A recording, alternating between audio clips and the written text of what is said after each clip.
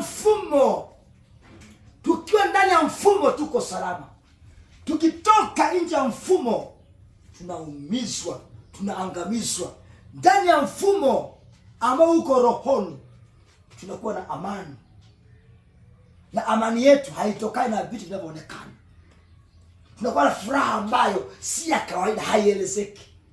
Hiyo unapotoka kwenye mfumo utaona fedha, utaona mali, utaona ndugu, utaona kile, na ukikosa unaangamia.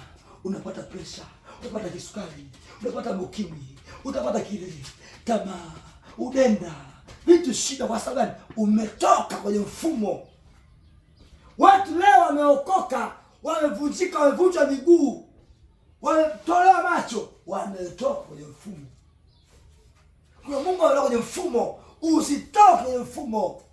Baki na Bwana. Kitu gani kutenge na pendo la Kristo? Je, ni fedha? Hapana. Je, ni mali? Hapana. Je, ni mke? Hapana. Ni kitu gani? Hakipo. Usikubali chochote kutenge na Bwana. Haleluya. Amen. Mungu atupe neema.